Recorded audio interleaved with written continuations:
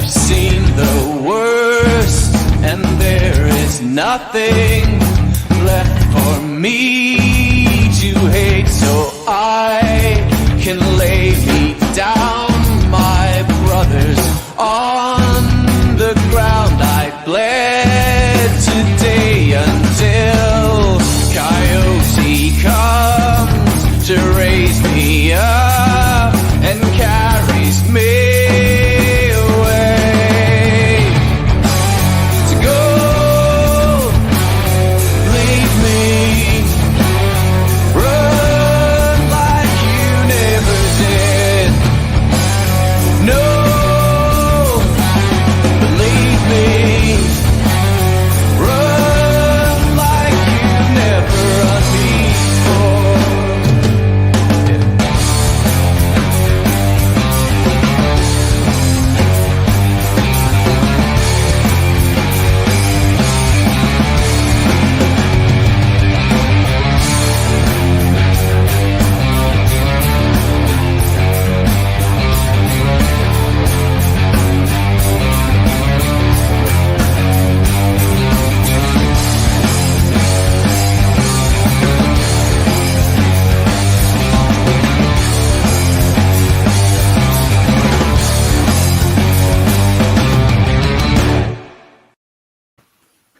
Hello everybody, welcome to the Scottish Rugby Podcast brought to you by the Scottish Rugby blog. I am Cammy Black.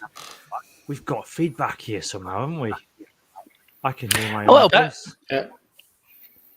It's a bit weird. You're kind of you're roboting already, Cam. I'm roboting already. It'll sort itself out, I'm sure. Anyway, we've we didn't think there'd be much to talk about this week.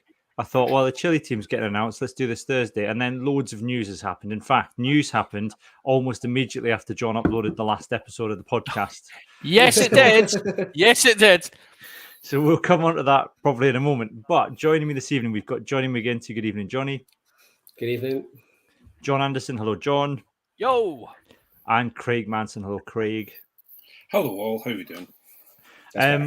You can watch us live. We are on YouTube, Twitter, and Twitch. You can also download the podcast on Apple Podcasts, Google Podcasts, anywhere else that you can get podcasts. You should be able to download the podcast as well. If you want extra content every week, then from £3 a month, you can sign up to the Patreon, which is patreon.com/Scottish Rugby Podcast. And we will give you a bonus weekly episode. And when we don't put out normal episodes, we'll try and put out a Patreon-only episodes as well. You also get access to a super secret social media group that we've got where you can join like-minded people inside this echo chamber that is our Patreon Facebook group. A marvellous place to be. We're all as one voice, slagging off the same people. It's nice. Nice place to be. Speaking of slagging off people, can we just address two points of action here? Point number one, is that a weights bench behind Johnny? Yes. Right, okay. It's always been there. The only reason that you notice it now is because I'm not in uni at the moment, so I've actually been using it, so it's got a weight on it. Right, okay, Yeah. okay. It's okay. normally got his washing. Yeah, it has normally got washing in it, yeah. Or Hoggy's shorts are still in it, I don't know. Yep. Yeah, they're just in the corner there, yeah. Yeah, and point two, why is Craig lighting his face with a tesseract? Well, it's such a beautiful day that the sun is shining straight through into my room. So I've put the blind down, but unfortunately, there's so much garbage on the shelf that I can't get the blind down fully. So I've got a little section here that's sun. I don't think it's sun. I think it's. I was going to say it's the. You've got the a small tiny model of the suitcase from Pulp Fiction just open on your desk. Yeah, like, I am John Travolta. Oh, no. The sun's reflected off his DVD copy of Defend the Castle, Edinburgh's double winning season has just come out. hashtag Pizza Crunch. Double winning season. Yeah, they won the 1872 of the Pizza Crunch Trophy. Please tell me have they released the DVD of that though, Johnny? No, but me and John suggested maybe Not yet. No. Yeah. If it was Glasgow and they'd won any sort of silverware this year, they would have it out. That's for sure. I believe what I originally asked them to do was to release a VHS limited edition of it. But That's right. Yes. no reply. No reply. No, Your marketing team are dreadful, Craig. It's a mystery. My marketing team. You haven't met my marketing team of the cult of Blair. Of the Hoovers. Craig doesn't need marketing. I don't need No, marketing. it's no. Hoovers sell It themselves. just he just the good word spreads itself, John.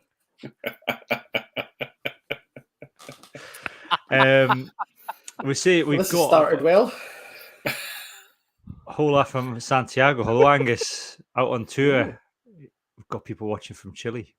That's exciting. So That is a massive humble Does- brag, isn't it? That I need is- to know if Humble Angus brag right lives in there. Santiago or if he's gone all the way to Santiago to watch Scotland 8. Yeah, let us know, Angus. And we're really sorry you've tuned in for some quality rugby chat, and all we've been doing is talking about Tesseracts and VHS tapes. So, wait, as a treat for Angus, because I don't know what the time difference there is. I'm assuming it's going to be what? Are they ahead or behind? They'll be They're behind. 7 So- hours behind-ish, maybe. Oh, it's all Yeah, right. I was, a bit about worried. I was lunchtime. a bit worried it was past his bedtime. So we'll, there's no rush to do the Chile. You can listen to the other chat before we get to the Chile preview in a moment. I want to pick up, though. I think it's important that we pick up from kind of the discussion you guys were having last week about the announcement for the support for the women's game, because you had that, and Didn't I look like an ass? I know a wee bit of a rant about it. But, well, this is the thing, right? And we've talked about it before on this podcast. Sometimes, more often than not, the comms from the SRU is just atrocious. So we had this women's strategy announced on, was it the Wednesday you did the podcast? Done Wasn't it on the Aye. Wednesday, so it was out on the Wednesday. It was out on the Wednesday. You did Wednesday night, out Thursday. Thursday lunchtime, there's a massive package of financial support for women's rugby announced. Yeah, because they announced the strategy on Monday. That was it, yeah. And it was hugely underwhelming. Nonsense. wasn't it? Craig and John made several references to the fact that it was very underwhelming on Wednesday night, and then on Thursday they're like, look, all this money. Don't you look like the schmucks? I like With your there's with your part of me fancy that thinks they did it podcast. on purpose. Yeah, if people had tuned into the official Scottish Rugby podcast, then they wouldn't have had this disappointment. Yeah. No, You don't get chat about VHS tapes on the Or official one. Tesseract. You don't Just- know. You just get Chris Patterson in his car looking like his wife's kicked him out, and he's nowhere else to go. I didn't know that was an option. If I knew that was an option, I could. You can do it from your car, like Mossy. He looks like. Do you remember Marion and Jeff? He looks like he's sat outside. I'm sure he's a very happily married man, but he honestly looks like he records it from outside his ex-wife's house.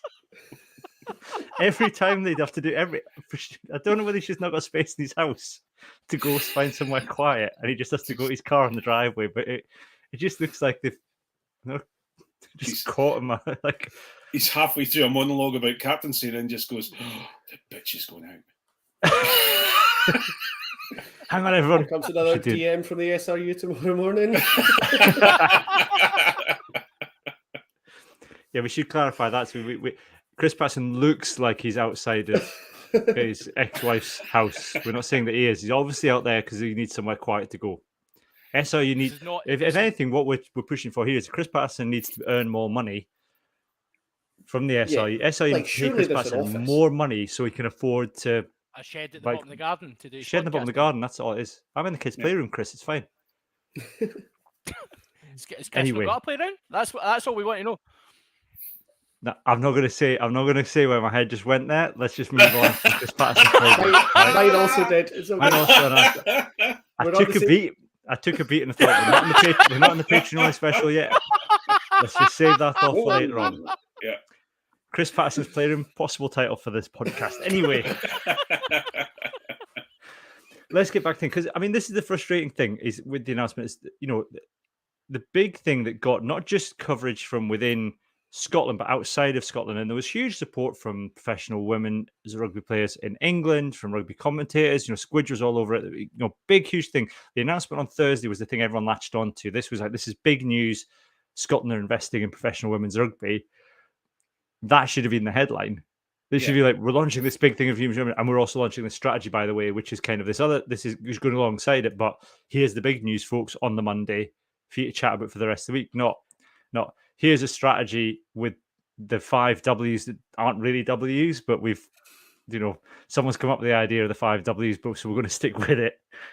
And we're going to do some sort of funding for women's rugby. And then you and John get all upset about it. And then, like I said, look like schmucks. It's the wrong way around, is what I'm saying. No, it was the wrong way around. And actually, we were just saying that the optic of massive announcement of support for, let's call it what it is, contracted players, as well as other grassroots funding, with an amendment that is, and we're also supporting the women for the World Cup. We're putting investment into that. That switch round looks so much better than it. I mean, it does just look like, oh, we're going to put this out. Maybe that'll be enough. Oh no, look, John and Craig moaned about it. Right, we'll put some more out. Yeah, I mean, I don't think it can be that, because we're taking more planning than just sat watching you at 8:30 on a Thursday or a Wednesday night, turning the fresh release in a whole launch. But you we'll never not know. that much. The thing is, also it then looks like now that they've released the first part of it, and the first part of it is saying that we're supporting them to the World Cup, and then if they qualify for the next World Cup, then we'll make them all professional. If they don't qualify for the World Cup, then maybe will we put the funding in? It just comes out, the cynical Craig in me comes out and thinks, is that a possibility? I'm over the I'm over the moon with it. I'm absolutely made up, and I'm really thankful that they've actually got their finger out of the proverbial and got on with it. And I think it's a positive step. But just as you say, it's like trying to find a backside from their elbow, Yeah. But it is positive because it provides some certainty. I think somebody pointed out on Twitter when we were kind of talking about it, we don't know to what level the contracts are going to be. So some of the players will already have professional jobs that may actually pay better than, what's on offer from professional rugby. It's still, you obviously can't go from 0 to 60 like that and expect, parity with the men immediately. But you would hope that would come quite quickly, Johnny. That they can't be. At least needs to be more than a living wage. Yeah. Because ultimately, just like the men's player, they're putting the bodies on the line, and careers are frighteningly short in rugby, as we know.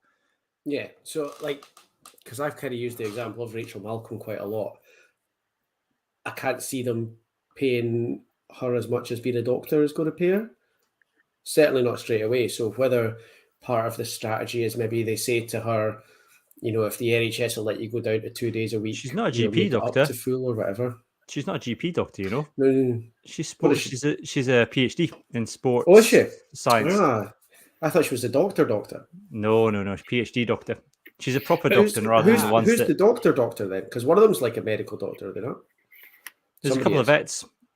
There's a couple of vets. So in those cases, are they going to go to them and say, if your employer will let you do 2 days a week, we'll make up the rest of your wage, or are they going to ask people to choose? Because that's not a very nice situation either.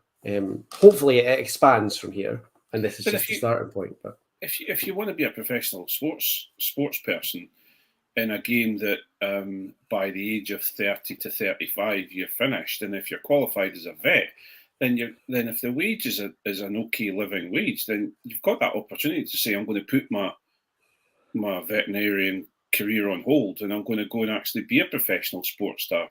And that's the argument that I've been kind of talking about lately, is the fact that we need to give these professional athletes the opportunity to say, right, well, there's Jamie Roberts, for example, studied all the way through while and he's now a doctor. And he's got the opportunity to continue playing as a rugby player or become a doctor. Now, okay, fair enough, he's being paid, well, in his heyday, I'm sure he'd be getting paid 500,000 or 400,000 or whatever, which I don't think our women are going to be paid, but there's no chance they're going to be paid that amount of money if the SRU have anything to do with it. But, we need to be in a situation where we now, if we want to be, if the money is there and the contracts are there, then we need to start bringing through professional players, and then it's up to them to then deal with their other career further down the line.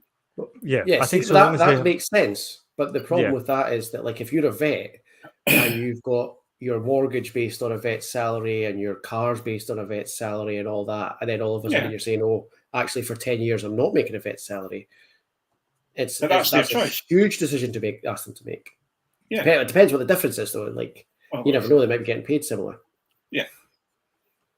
But it's not. I suppose it's not a choice. I suppose it's difficult. It's the kind of thing that Scottish rugby got wrong at the start of men's professionalism. Is it's the transition we're talking about. So I agree with you, Craig. I think the young women coming in now are in the same position as the young men, although their choices are they're not going to be offered the same weight. I mean, the academy players might be on the same money. I don't know, but the opportunity there is different, isn't it? From you starting out on your career is different from those that are already on a career. It's a heck of a thing to give up, as Johnny says. And with some of them, like, for example, Emma Wassell's an accountant. So for her, she's going to continue to be an accountant, a bit like Jamie Roberts. She's going to have to continue to study and continue to keep her qualifications in check and continue to practice. Same with vets, we're going to have to continue to practice to an extent. And it looks like from the announcement by the SRU that they're going to be allowed to do that, which is probably you would hope that's probably the way forward, is a kind of hybrid working of, look, you can carry on being a vet, but we're going to expect a massive commitment from you if you want us also to kind of pay you something to come and be a professional women's rugby player. But we understand the career is short, and so we want also, because there's plenty of men's players supported, as you say, with Jamie Roberts, and there's a couple of, I think, guys around at the minute who are professional rugby players that are studying and doing bits on the side, aren't they? So long as they're able to do that to an extent, then I haven't got a problem with it. Yeah, I think the big, I've been banging the drum for ages about the Scottish women rugby players to be able to concentrate on their training, concentrate on their skills. All they're thinking about every day is rugby, apart from their break days, etc. So I kind of have to maybe be a little bit more extreme than your thoughts and Johnny's thoughts, because I'm the one that's been saying we need to pay them a decent wage so that they can continue, they can become better athletes, and we can go to World Cups and not have to scrabble around to try and qualify. It's an automatic qualification, or it's to raise our game up. So I have to kind of say, well, we are at this point now where the youth are going to come through and they're going to study, as we've just talked about, and they're going to have the opportunity to study, but they're also and get ready for the end of their career so that they've got another career. But we also have to be aware that some of the other players that maybe they're getting paid $100,000 a year as such and such, whatever they're doing, well, that's up to them. But we can't really expect them to get any better unless they commit to the program. Yeah, I suppose the problem is, though, that to take a very extreme example, when Stuart Hogg retires at 34 or whenever, he's probably never going to have to work again in his life if he doesn't want to, if he's invested his money soundly. Yeah. When if I'm trying to think who's one of the young, Christine Belle-Isle, is given, one of the younger players retires at 34. She's going to be no better off than if she worked in an office, based on what we think they're going to have paid the players. So I think that's the difference. And I think if you're going to, I get why, I do get it. In an ideal world, I want the women played the same as the men. I think we'd all agree with that. I get why they're not, because the marketing's not there yet, the money's not there yet, the income isn't there yet from the women's game. So if you're going to acknowledge that, then I think they need to be given more opportunities to do things outside of rugby, whilst also having a professional career, than the men are. To make the to kind of balance things out a little bit. Yeah. But it's good. Overall, it's very positive. The other thing I would guess is where there is talk of a professional women's team in partnership with other partners, I think. It's dripping out now, isn't it? Because Benetton announced the same thing. After the URC 6 weeks ago, we're like, we'd love to have a semi-professional. we had an women's away league. day. The ARC had an away day, and they were like, going, Yeah. the top thing that came out was a women's league.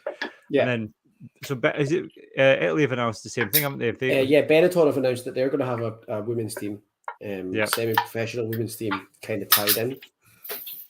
I think basically somebody from the URC away day had too many beers on the bus and decided to just tweet what they'd been talking about, and now every union's like scrabbling around to make it happen. That's the kind of So marketing. good. It's the marketing advice they got from Jay-Z. Pop some bottles, tell them what you're thinking. Yeah. That might actually be a Jay-Z lyric. Keep it real, Johnny. The other thing is a semi-pro. We get like kind of a semi-pro top division in Scotland as well. Craig, have I misremembered that from the announcement? I'll have to go back and read it, to be honest with you. I know that they were I was under the impression that they were going to try and set up a couple of teams that were semi-pro in all your Scotland. I think it was 2, yeah, and align them with the clubs, so that so I'm kind of unsure where that's going to go. I know that they are realigning all the club competitions as well. So they're taking National 1 eventually, and they're going to actually make it regional now as well, rather than a national. And I think the Premiership's only going to be the one national, but that's in the next couple of years. So there's been a lot of different announcements all kind of at one time. Yeah. But yeah, I think it's two semi-pro clubs aligned with the teams. Yeah. At the moment, but we'll wait and see. Well, exciting times. We'll see where that leads. What should we do? It feels like we can seamlessly move into the announcement that came out today about Mark Dodson. Is there ever a seamlessly? Well, I think it's only because he kind of like was. Although the announcement came from Jim Malander, there seems to be a lot of. I don't know. His face is kind of being put all over the women's announcement as well. Yeah. And he's been put front and center, and it's kind of like, oh, this is something he's seen through, and he's a big part of this. And so obviously today's been asked. The council, I think, or the board, I get them mixed up, have voted unanimously for him to extend his contract for 18 months through to 2025. It's difficult, John, to deny. I think nobody can deny that Mark Dodson has done very good things for Scottish rugby financially, that we got through the COVID pandemic better than not just other unions, but other sporting organisations because of his frugalness and smart some of the smart thinking he's put in place. However, we also know the flip side of that is, the rumblings we've had in the past from, Keith Russell and other bits and bobs that all is not well and has not been well in the past with how the SRU been run by Mark Dodson. And we've got the restructure of how it's going to be governed. And it kind of felt like, I kind of wonder with the governance review and the restructuring of the way it's all going to be run, whether or not it wasn't a kind of time for some fresh blood and a time to say, look, let's get a new, you've got 18 months more of Mark Dodson. 18 months is plenty of time to find a successor, bring him in and then start afresh with the new board and council and restructure. Yeah, I totally agree. I think the statement though was quite interesting because they obviously highlighted in the announcement that we are approaching a period of significant uncertainty and change in Scottish rugby, and that having a steady hand at the helm for that would be a good idea, which would suggest to me that we're aware that 2023 is going to be a switcheroo certainly for the head coach of the Scotland team, and that we'll probably be recruiting, and there'll be quite a lot happening in the next year post World Cup. So I think Dodson would probably be, I think he would be kept in position because he is a steady hand and he has shown that he's able to financially make sure that, budgets are there. Even with the Glasgow announcement, it was like, if we see the right person, we'll pay the money. So he hasn't been scared to spend money, and I think that is necessary to attract people to Scotland. But I agree with you. I think the the financial aspects is all great and brilliant, but ultimately there's elements of the management style that hasn't necessarily worked and probably needs to be, we need the next guy to do all the financial stuff as well, but also treat people with respect and proper. So yeah, I mean, it's almost like to borrow a Doctor Who analogy. He's almost been like a war doctor, Johnny. He's kind of like the kind of thing that Scottish rugby needed, because it was almost before he came in. It was almost paralysed by the kind of militant factions within the clubs, still clinging on to the last hopes that rugby would turn amateur, even though it had been 10 years deep in professionalism by the time he came along. And I don't know, he kind of, he's forced a lot of things through. They haven't always been popular, but I think in the long run, you can say they've worked to an extent. I mean, Super Six is working. It's not, maybe COVID kind of has stumped a little bit, but it's producing players. It's been played to high standard. In terms of finances, we're a lot better off than England and Wales, for example. But there are definitely other areas where maybe a bit more kind of bridge building needed to be done. Yeah. Even with my limited knowledge of never having watched Doctor Who, that makes a lot of sense. And the thing is, like, as much as he is, or he comes across as being quite brash, and he's not scared to go to bat for what he wants, it's never really gone wrong. We all had a bit of a cringe at the old suing the weather, but but Scotland got what they needed. But they played that game, but that's the bottom line. Yeah, exactly. That game got played. Yeah, and I guess it comes down to whether the board and the council think that that's the sort of personality that we're going to need for the next few years, and whether they know something that we don't know, and they think that maybe actually we should keep that sort of personality around. I agree with you. I think maybe a bit of a softer approach is going to be needed sooner rather than later. But without knowing what's coming, we might be wishing for Dodson in another 18 months. I don't think you can sue the weather. I don't think there's any weather you need to sue in France for Craig, is there? No, I don't think we're going to have any. He's not going to be standing on the edge of the sea shouting at the weather in France. He may be sitting with a little drink with an umbrella in it in France, but he won't be shouting at the weather. The problem you have is that I see the case from business wise, and if you look at we're now at a stage where we're going into Murrayfield for an international game, and you struggle to get a ticket because it's full. We've got a great exiles program. We're bringing in some phenomenal players. All of this, but his leadership has allowed us to have the money to do that. I think and also to having someone bullish as he is. I'm always a big fan of someone slapping the Blazers around a little bit, and I think he's one of those people that can do that if need be, and tell them fairly straight exactly where we are with it. So I think that for me, I'm fairly happy with him staying on just now. And if the issue you also have is what do we get next? Who do we get next? What's going to happen next? And you always worry about those things as well, because I think we've had a fairly rude health. SRU's been in fairly rude health monetary wise, and no matter what anybody says, if you don't have the money, all the goodwill in the world ain't going to get you anything. I tell you what, the remuneration package is on. You're not going to struggle to find others. They'll be queuing around the block. Some of the best guys in the world to come in and do the. That's very true. We could do it just docking his pay. Even if he docked one of his bonuses, I think you could pay for the Scottish Women's Programme. That's the thing, though. Like, it's a valid point to mention the remuneration that he's got, because he's been handsomely rewarded for what has been. And do you know what? People can criticise and say, "Oh, he's not done a good job. We've not made progress on the park."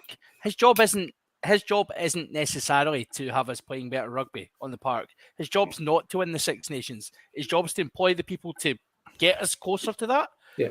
Whilst also managing the financial side and the growth of the game. Player numbers. His job's to not have us in mountains of debt, which he's done a lot better than the CEOs well. of any other nations have. And because of that, he gets paid well. And you're absolutely right. When it comes to replace him, there is money to replace him.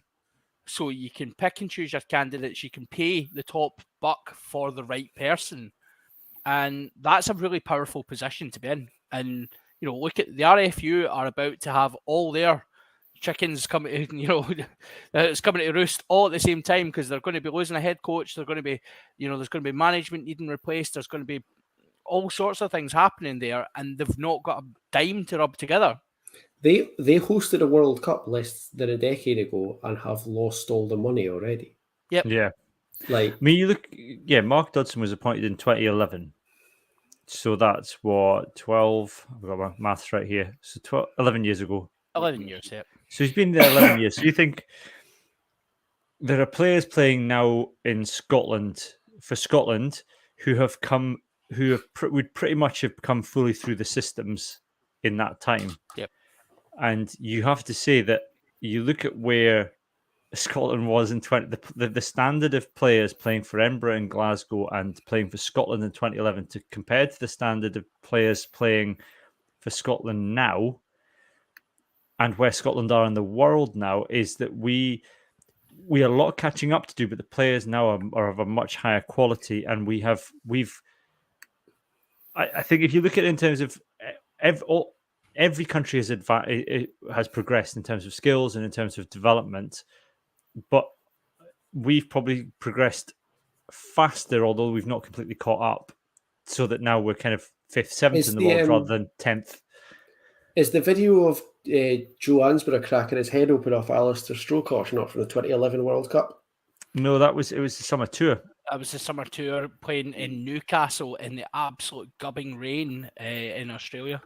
So it was. So the 2011 World Cup was New Zealand. Was New Zealand? Yeah, that was the New Zealand. That was New Zealand one. That was the Chris Patterson amazing tackle against England.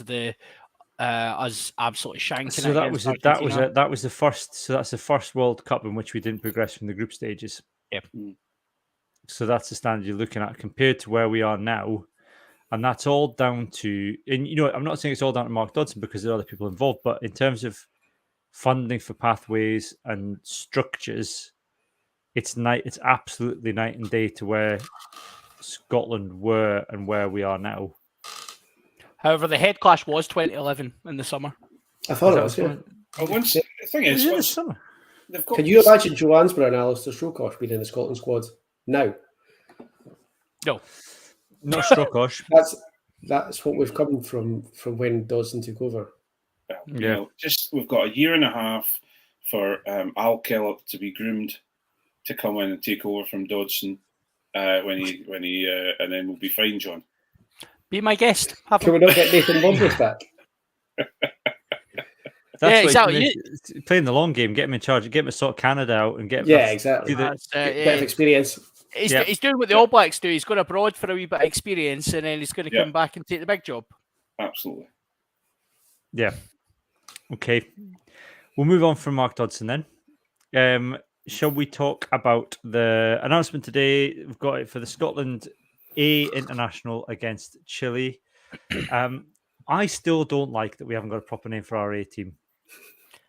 Yeah, we could be really creative, couldn't we? The Scottish Caledonias. The Scotland Unicorns.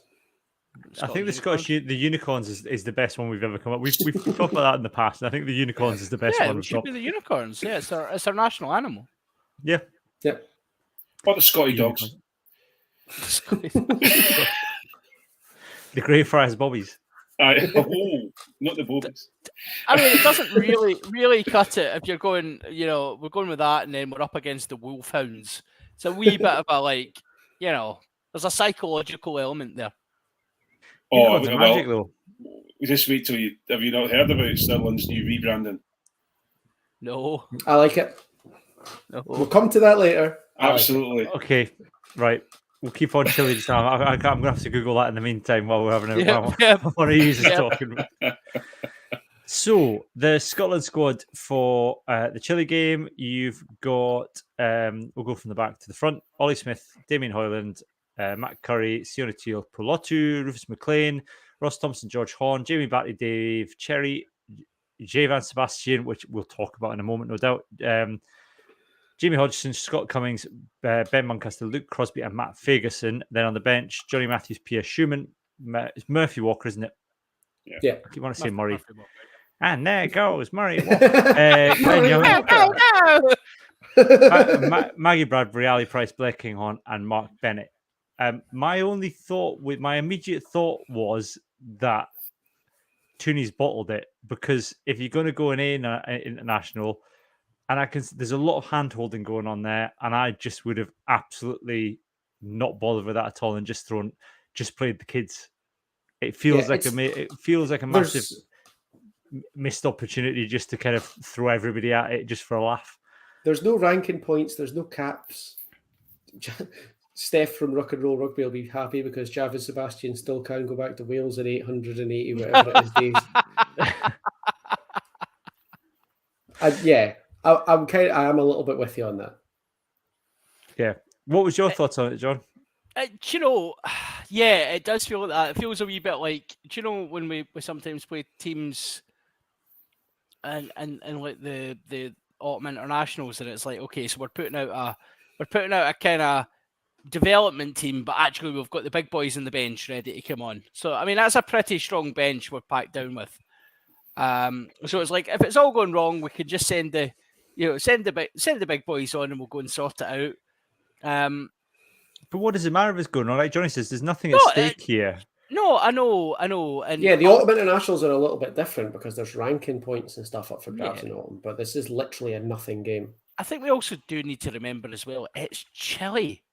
It's like we're not exactly even if this was like Tonga or a kind of understrength Samoa or something, we'd be like, all right, okay, well, that's a bit of a risky side, but we'd still be saying we should get the job done, probably 20 points. We're talking about Chile. It's like, so. Yeah, but we talked about this earlier, John. I go back to the touring squad. I don't, Hamish Watson, Duhan van der Merwe, Rory Sullivan. Well, maybe Rory Sullivan because he's not played a huge amount because he's been injured. But there's an awful lot of players that I didn't think should have gone to Argentina in the first place because they should have taken younger players. Because it's a now that we've got if you look at that bench.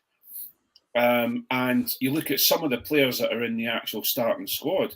If we start getting put under the pump, it's going to be like the world's ended within the press and the Scotland fans. Whereas if we had a young team out to develop them, we could turn around and go, well, what do you expect? They're a young team, there should be blood in a few more of the players. Hamish Watson shouldn't have been going out there. He should be resting, and we should have had Connor Boyle going out.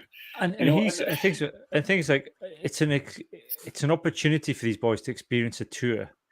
Hamish Watson's been on on Alliance tour during COVID. I mean, there's no tougher tour than that. What we've seen on ITV so far.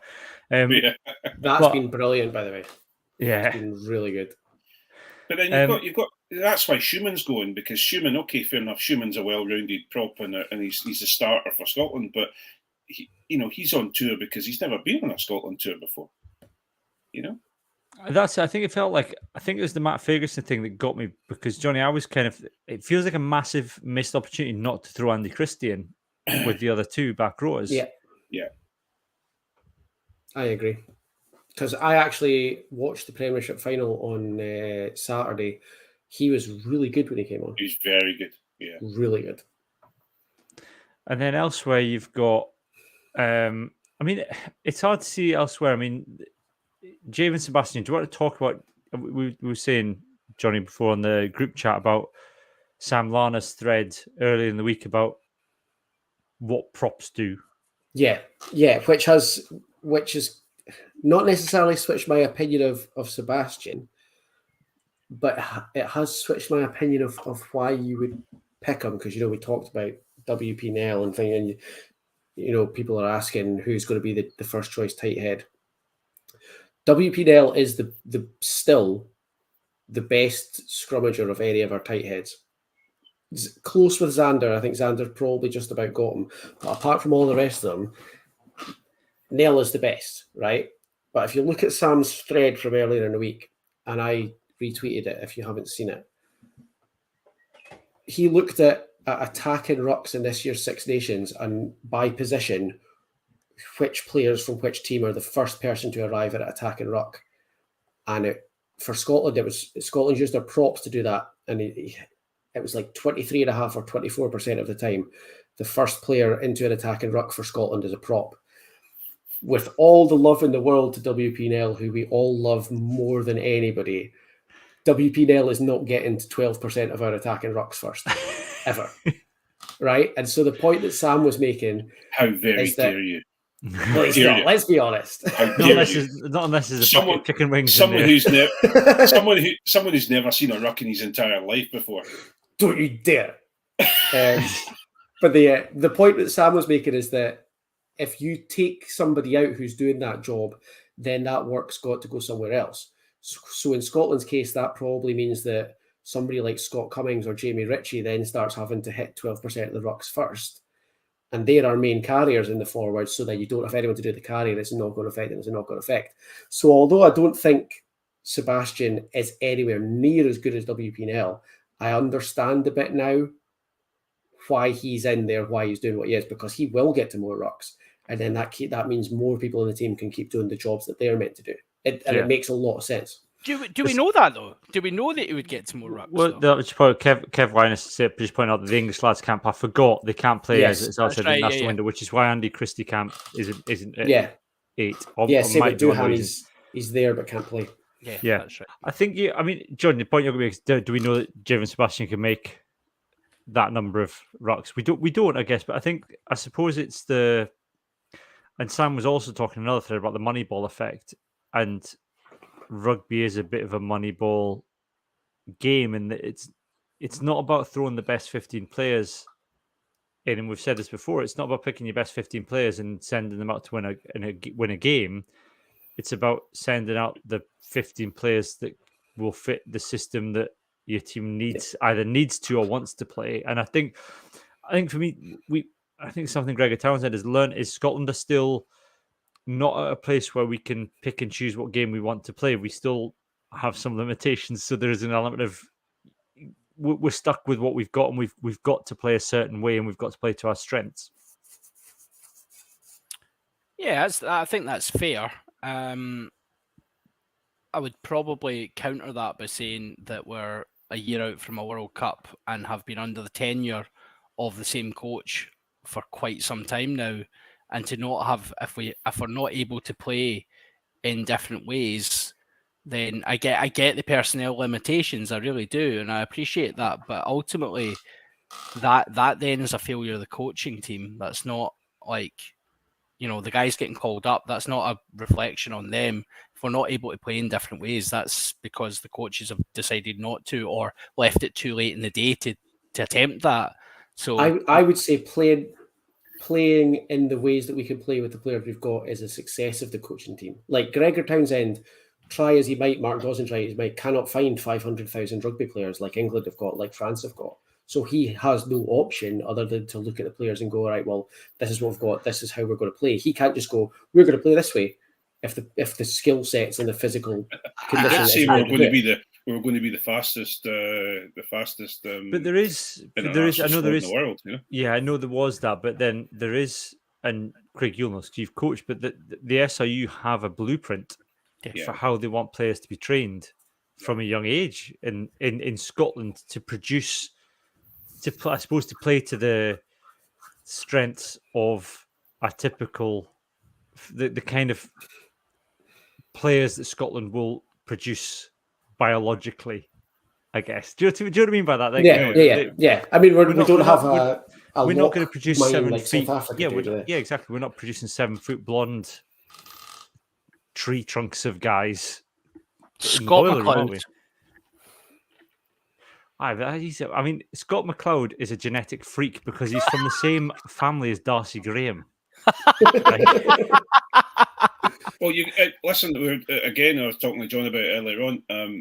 You just need to look at the the Van der Merwe family on the Lions documentary, and let's just say Duhan is the freak and the adopted one out of the whole Duhan's family. adopted. That's what we decided. I don't know. In the face and biceps, he looks a lot like Acker, but that's like everything. Like that's all the similarities they've got. Yeah, but Acker's 5'8" and he's about 6'10" or something, as you know. Big old arms and a pointy jaw is pretty. That's why I felt bad for my brother when we were on holiday last week with him. Poor lad had to with me all week. And this. For some reason, my head just went. I thought you were going to say the biceps and the jawline. I think that's what he's indicating. Cammy, if I showed you Cammy's biceps and jawline and Duhan van der Merwe's biceps and jawline, you'd be hard pushed to tell them apart, Craig. Exactly. Guess who's coming back in the pod next week? I was going to say, this is sticky bum lick, I tell you. Yeah, no, I think you're right. Like, I think we have a way that we want to play, and I think Townsend has at times been quite rigid in what he's attempting to do. And he's picked personnel to do that, and he's had a lot of successes with that. Don't get me wrong. I think, the big one obviously jumps out that Chris Harris is not the centre anybody wanted at any point until it was revealed that he's actually a great defensive centre, and we could all see the value in it. So that's why he gets paid a lot of money. I just think if you're going to be competitive at an international level, look at the teams above us in the rankings, right? Yes, they have more players than us, but ultimately we have a strong international group of players, and we're not in a position to necessarily have a plan B. And those are guys who they play plan B for their clubs. It's not like they're just all stuck in absolute madcap mode or Townsend pragmatism mode. They play different ways. So see, the weird thing about this is that at the exact same time as we're saying this, I can think of at least 2 Welsh rugby podcasts at the exact same time that are saying Pivac needs to get a grip because he's trying to force players to play a way he wants to play when the Welsh players don't have the mindset or physical capability to do it. So he needs to adjust his game plan to fit the players that he's got. And they think that's what he should be doing. That's what Townsend is doing. And we're going, I can't believe that Townsend's not coming up with a different way to play. How is this happening? He's doing exactly what the Welsh are screaming out for. Is that a legacy of Gatland, though? I wouldn't swap them for Pivac, though. Oh, absolutely not. I suppose, this is a bit of it's a freebie, this game, because I don't really know what we're going to learn from this. It's an opportunity for the lads to go out, and it's a tour game. We'll win it. It's a good experience for Chile. I feel, Chile have qualified for the World Cup. They've qualified for the World Cup, but are you hard pressed to see us losing this game with the players? Have they actually qualified for the World Cup, or are they not? Have they not got a playoff?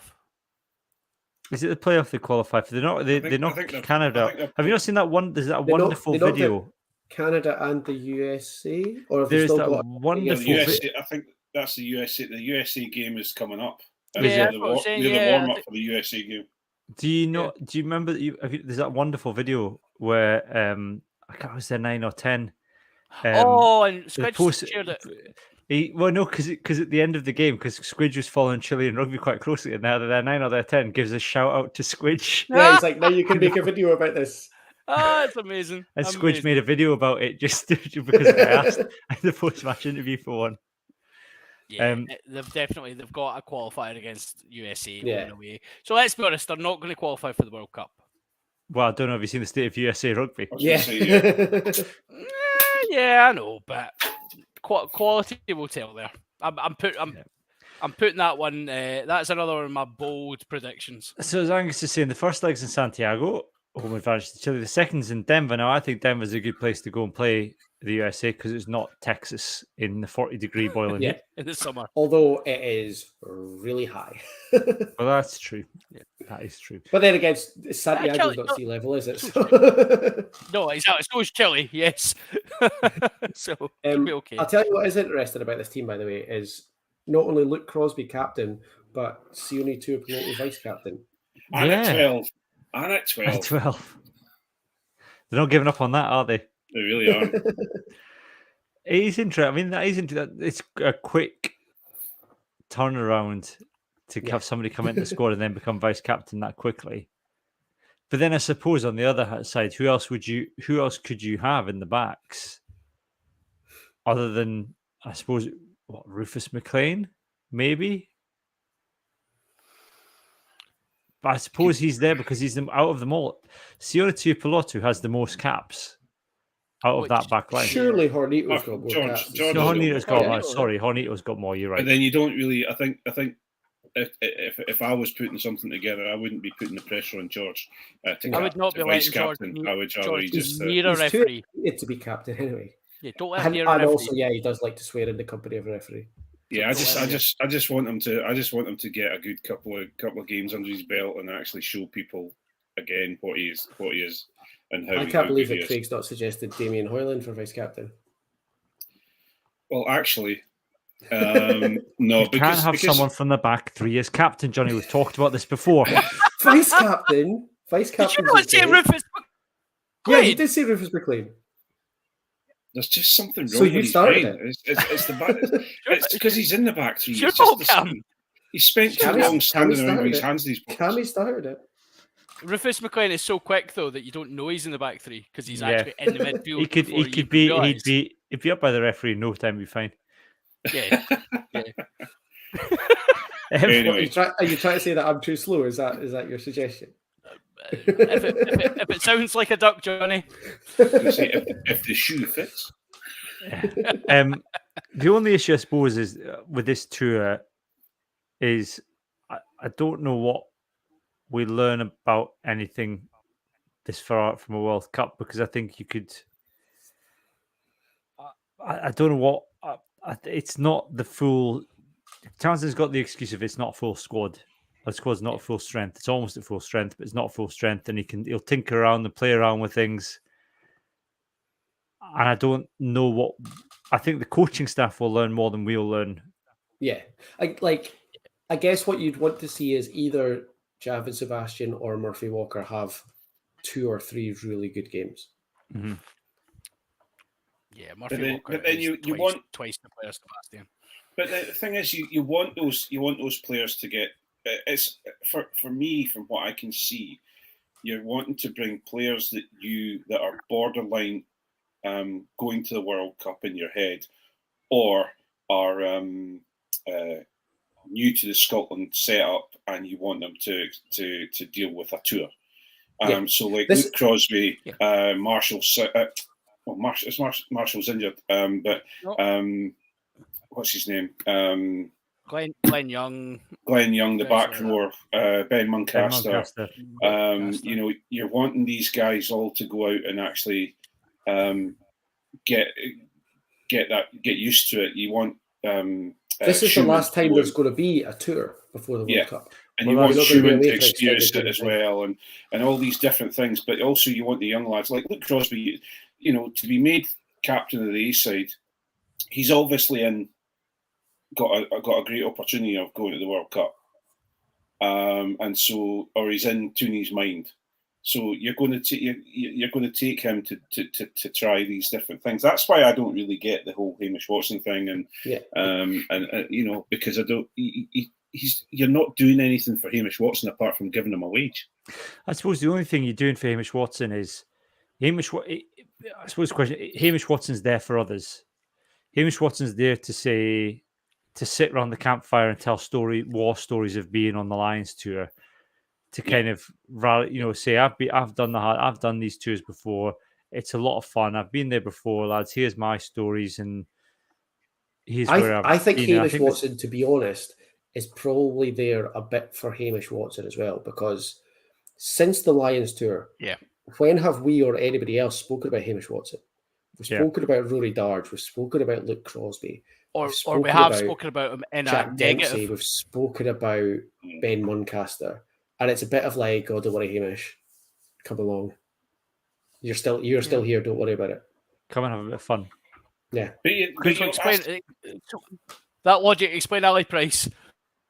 Well, I think Ali Price probably needs. I think Ali Price is playing within himself quite a lot as well. I mean, he's had a good game. I think both Hamish Watson and Ali Price, I think, have struggled after the Lions tour. So I think I can see it both ways. One is you give them a rest from rugby. The other side is you go away on a lads' holiday and you play some rugby while you're out there, and maybe take the responsibility off a little bit and just say, "Look, you're here to look after the young lads. That we're not. You'll play the games, you'll play some games, but mainly what we want you to do is come out and have a bit of fun and relax a little bit on tour, rather than having the weight of the world on you." Do you think they've learned anything from last time out with Tommy Seymour? So he's the name that kind of comes to mind. Tommy Seymour never recovered from the Lions tour. He was never the same player that he was when he went out there. And I do wonder if they're taking a different approach, because he was given a rest straight after and he was given all the kind of time and stuff, and he just never came back. He was never as driven. He was a great player, but just never quite reached the levels that he was at. So maybe they've said to these guys, like you say, let's go on a lads tour. We'll give you 20 minutes at the end of one of the Argentina games, Hamish, but actually just come and train, take it easy, have some coffee with the boys, all good. Yeah. Possibly. And even if he, from a certain point of view, it might even be come over to South America and beat up some Argentinians for a few weeks. get out your system. Yeah, and absolutely. and come back and have a nice, have a good time. Come and play against Argentina for 3 weeks, and you'll get your confidence back, get your mojo back a wee bit, and because they're in some quite weird places as well. So, like, depending what the restrictions are like, it's probably quite a fun tour. Yeah, I think that's it. I think there is an element of, because rather than going stewing and watching it on telly and wishing you were there, and maybe they've been given a choice. Maybe. Yeah. If you need a rest, you have a rest. If you'd rather come out with us and have a bit of fun on tour, on you go. Well, But I think the opposite was true with Stuart Hogg and Finn Russell. I think they were told absolutely outright, "You're having the summer off." You're having the summer off. Go away and think about your actions, boys. Go and check your ego in. Aye. maybe move house. I suppose, because it gives the cynic within me still thinks it's an opportunity for Scotland to move on from Stuart Hogg as captain. Yes. Yeah. Because you have a clean break and you come back and go. Townsend hasn't committed. He's not been dropped as captain. We've just decided to go in a different direction. We've had the summer to reflect. It's a real shame that Jamie Ritchie's not making these games. Yeah. You've got no doubt, if Jamie Ritchie's there, he captains the side for these games, and that's that it doesn't even get mentioned about in the next fixtures. It is just, Jamie Ritchie's continuing as captain. No mention of Hogg. Okay, right. I think that's it for this week. That was for the main bang podcast. on an hour when you said that. That was bang on an hour. I know it was. Very well done. Impressive. Makes it look like these things aren't planned, John. We can cause you a wee bit of bother and just keep talking just now. You could do. When Ian was on the other week, he kept talking through the bit where I normally like a bit of silence, so I can find the silence to split the episode in two on audio afterwards. But he kept talking. He did that. To be honest, you could just make that Ian's catchphrase, but he kept talking. Anyway. Look, that's it for us for this week for the main podcast. If you're a Patreon and you're watching live, hang about, and we'll be on to the Patreon only section in a moment. If you are listening on the audio podcast on the Patreon, then you'll get part 2 of this podcast separately. Otherwise, for this week, it is goodbye from me and goodbye from Johnny, John, and Craig. Bye. Well.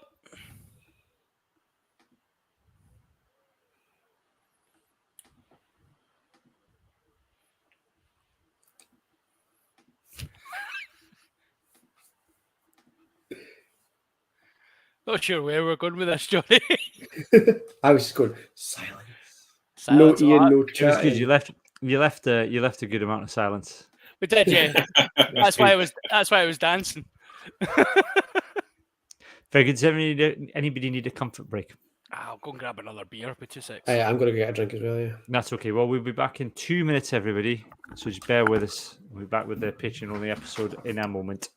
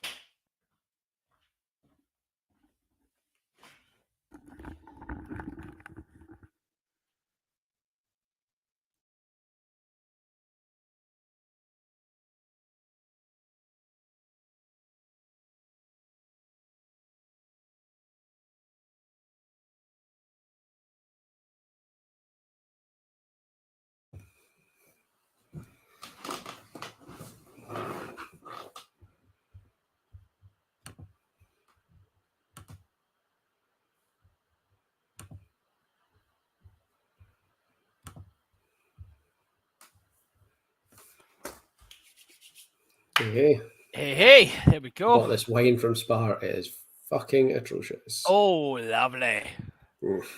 Not so much. Does it claim to be anything other than atrocious? I mean, I bought it because it was cheap, so Oh, not yeah. really, no. So the wee corner shop down the road from me in Aberdeen, when I lived up there, done a $4.99 bottle of white wine, and honestly, it was the most absolutely delicious thing you've tasted in your. I've had some really good cheap wine from Spar, but It this was is not one of magnificent. them. This is not one of them. Yeah, I'm just a standard go to Aldi or Lidl and just go what looks like what's got a fancy label on it, and then you check the dimple obviously at the bottom because that's like the only indicator there is of decent wine. That I don't think that's anything other than absolute pish. No, facts. Like Is it? had pish wines. It's not. It's Had not pish, fact. pish wines, and good wines, and cheap wines, and it's all about the dimple. Oh my god! I've just seen a tweet from Lee Jarvis. So that's set me Right. up for tonight's Hands in the Ruck. Yeah. Is Cammy talking? Because he seems to be muted and I can't hear him. I'm here. I'm saying Oh, the there he dimple is. things. The dimple thing's complete rubbish. It's pish. Yeah, thank you. You can all just fuck off. I Like, bought a bottle of red wine once that was called red wine and had a flat bottom. And let me tell you, that was a nice bottle of wine. we had a bottle on the way back from Murrayfield, so it was me, one of my friends, and the Bold Rona Sweeting. And we were on our way back from Murrayfield, and we purchased a couple of bottles of wine for the train. And we were quite drunk, it's safe to say.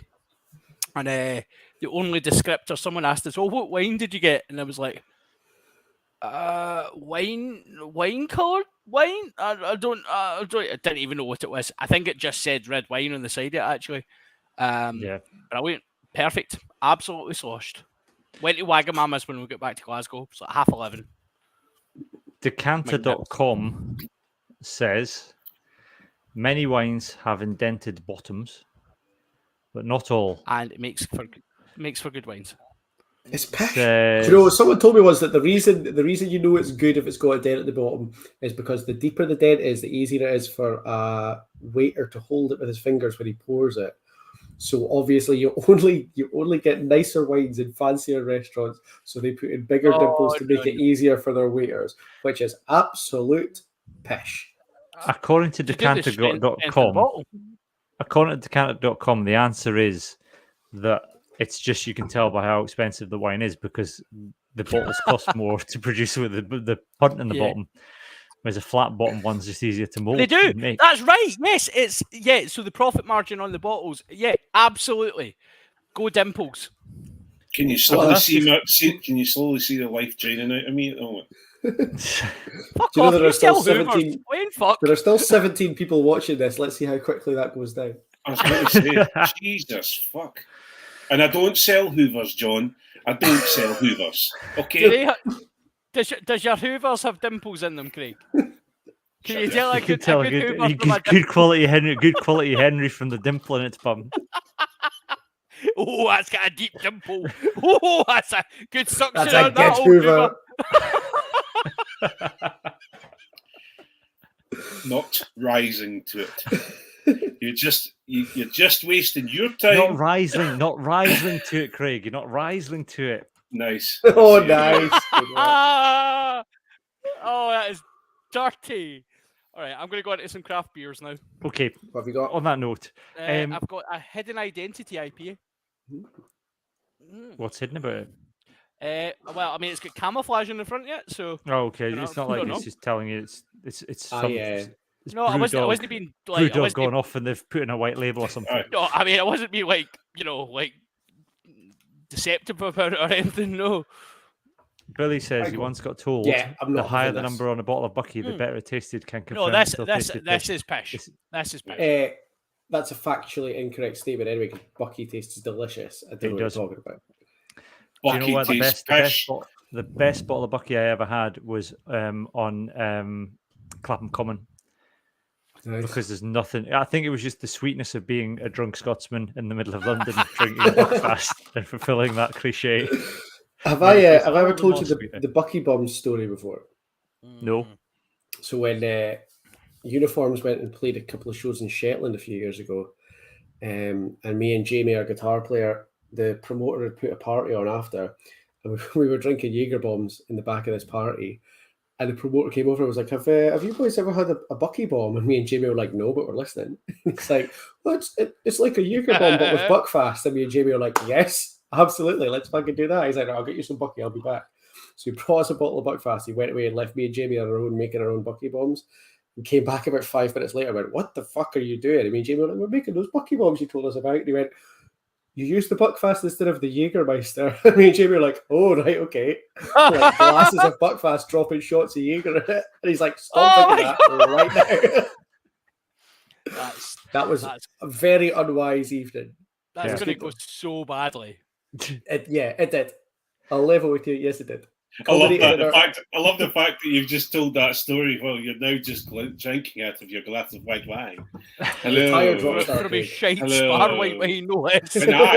When I was in a band, I must say.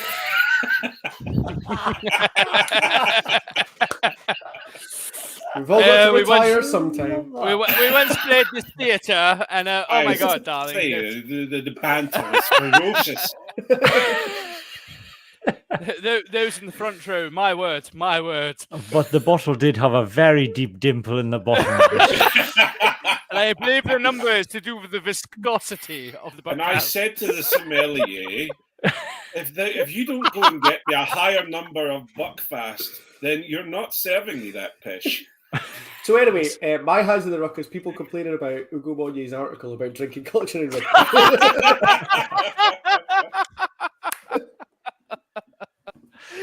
Oh, do elaborate, Johnny. Yeah. It's just like such made up bullshit. Like Ugo Monye didn't say that everyone in rugby should stop drinking. He said if somebody doesn't want to get involved in the drinking games and whatever, don't force them to get involved and try and make more events, social events that are more open to families and stuff, right? Which is a really fucking good point and a very good idea. And to like jump on it and go, all right, okay, well, we'll just pour all our beer down the drain. We're just never drinking again. We'll just destroy what makes rugby good. That's not what he said, you fucking muppets. Like, stop looking for arguments where there's literally not an argument to be had. Yeah. Stop basically making up a brand new story based on not even reading his article, trying to start a fight about it for no fucking reason. It's just so stupid. His point was a really good one, and there's still a place for drinking. Like, yeah, I think my favorite. He was saying, if you want to drink, it's fine. Yeah, my favorite point was made by a friend of the podcast, JB,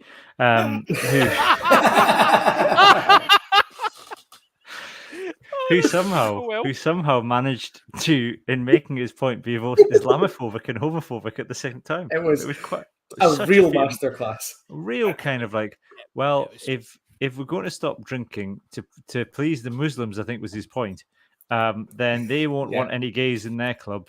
So let's just give Muslims their clubs, gays their club, and then we'll keep our drinking clubs. We can have our own real rugby club. Diversity of clubs, not diversity in clubs, was his slogan. That's exactly what he said, wasn't it? Yeah. And he doubled down on his podcast because I unfortunately listened to it. I can't believe you still listen to that. You need a job that's closer to home. I don't listen to it, but after you dragged me into it on Twitter, thanks very much. I appreciate that. Never said anything. I thought, I'm gonna have a wee listen, and they had a separate podcast to complain about us, about Cammy. Did they mention me? Did they really? Yes! They didn't mention you. And they didn't mention the pod naming wise, but they mentioned a certain podcast who'd started calling me racist. And he started. I'm sorry, but he's going to have to fucking narrow that down because I'm pretty sure it's definitely. He even dragged the fucking Howe Fife into it and started talking about these Scots lads that were. Well, the initiations on the bus. Of course he did. Prick. Well, they got mentioned on Twitter as well. Aye, and it's like. The guy, like, he was even going, and what we need to do is we just need to let the boys be boys, the lads, and just let the boys play. And it's like, no fucking mention about women and being in, they're going on about all this. If the boys want to let loose in the club, they can let loose in the club. Hang on a minute. You're trying to say that you're an inclusive person and you want rugby to be out to as many people as you possibly can, but you've just turned around and said, well, if the boys want to get naked in the club and get pissed and that and upset the families and the women in the club, well, they can fucking do that. And it's like, no, clubs aren't from the 1980s anymore. You know, clubs we're not all sitting around playing Dream Phone, JB. Just fuck. That was still my favourite cell phone. You don't really tell a rugby club. I'm in a rugby club swapping sex chat line numbers with my fellow players. It's like going, the internet is a thing. So I'm sorry I listened to it, but just to be drove off the road. I'm pleased you listened to it, Craig, because I'm delighted. You're doing the Lord's work, Craig. I'm delighted that I'm still living rent free inside his head. I just crashed the car. Yeah, you do really have a talent for antagonising him, though, Cam. It's not my fault. I purposely have avoided him, and he's blocked me, and I've blocked him. What I don't understand, though, is that he's saying these things, and Tim Cocker is agreeing with him, and Tim Cocker's on TV and part of the with Ugo Monye. Okay, fair enough. They, to their credit, they did say you need to look past the headlines because the headlines are not making Ugo's comments. You need to look past the headlines, but if you don't and choose to just say what we say, this is what I think it said. It was just crazy. It's just like now I'm just looking forward to now. Cooper has now got 5 rugby clubs because we've got the Muslim Rugby Club, we've now got the Gay Rugby Club, we've now got the Women's Rugby Club, now got the How of Fife Rugby Club. But it's just fucking idiotic. Anyway. Yeah. Game for everyone as long as you stick to your own clubs. Yes, exactly. Yeah, in your own play on your own pitch. You stay on that pitch. That's it. You're a female. You don't get to play in the first team pitch, even though you're the female first. No, that's for the men. No women. To be fair, go to the lounge. Go and drink in the lounge. No, they do. I know, and it's pathetic. It's an absolute joke. It's like when women's teams get bumped because the fucking toddlers are playing on the first team pitch, and it's like, oh no, you guys need to pay. No, you can't play in the seconds though, because like you might cut it up for that game next Julember. So no, you're on the second. That's a great month. I love the month of Julember. 32nd of Julember. Yeah. If it was up to JB, women would be in the lounge drinking half pints. Yeah. Or a fruit-based drink. A fruit-based drink. Yeah. Yes. Lovely. Craig, have you got hands in the rock? Delicious. Yeah. Mine's just a fairly pathetic hands in the ruck, but I was a bit pissed off to see that Glasgow Warriors are getting a couple of nice teams to play their pre-season games against. Hang on, we've got fucking Benetton and fucking London Scottish. It's like I'm about to pay for my season ticket, and it's like, oh, and you get one warm-up game to go and watch. I don't want to go and watch fucking London Scottish get absolutely. Is that at the gazebo though, Craig? Yeah, because you get the choice of a warm-up game, but it's against Worcester and it's fucking Inverness because it's 6 roundabouts. It's 7 o'clock on a Friday night in fucking Inverness. I'm sorry, but Inverness, Cali, Thistles Ground's far easier to get to than fucking Scotstoun, so that doesn't matter. That's an absolute nonsense, and you know it. But yeah, tell that to the Glasgow bus schedule, John. I have to say, I think it's a really good thing to take the game up to Inverness. It's good for people that probably can't get to Glasgow, and Glasgow are part of. Well, Cali is part of Glasgow, so they should be representing Inverness. Yeah. It's a fucking pain in the arse for me, though. So, would somebody think of me? Also, they haven't mentioned it on the Glasgow release for the Inverness game, but the whole point of it is it's Highland's centenary year, and it's part of the celebration for Highland Rugby Club making 100 years. So Glasgow forgot to mention this. So what's the driving force behind fucking London Scottish coming to fucking... why aren't you playing London Scottish? Are you Scottish? SRU invest. Like, number of great internationals have come from London Scottish. They've been trying. I mean, what the SRU have been trying to make London Scottish a thing for the best part of 6 years now. Craig, come on, get on board. Do You're a bit It's crazy. London Scottish's Super 6 entrance exam. You're a bit- So London Scottish, they've been pumped by 95-0. What have we learned from it? Fuck all. Yous are going to It's get just pumped. ridiculous. Every time I see SIU, this London Scottish mentioned in an SIU press release, I just think of the line from what's it? The Mean Girls. Like, stop trying to make fetch happen. Stop trying to make London Scottish happen. Are we going to make Inverness happen, though, boys? Are we going to make this? Are we going to make it a tour? I literally cannot get to Inverness for kickoff from the time I finish out school. Oh, right, okay. I I'm literally So wouldn't what- go fucking near it. So anyway, right. Well, I'm going to go on tour and meet Rory then. all You right? go meet Rory. Yeah, yeah. Hey, That's listen, a full day travel for me, so that's not happening. yeah. It's genuinely 3 hours on the train.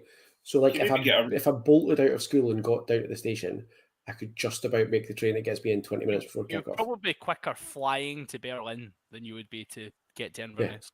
More Right, games you'll in get up Berlin. there, That's what we learned from the SIU. Write Yeah, that run up down, with Dean Dodson. Richards, you'll be fine. We got you a new contract, Dodson, and lots of women's rugby.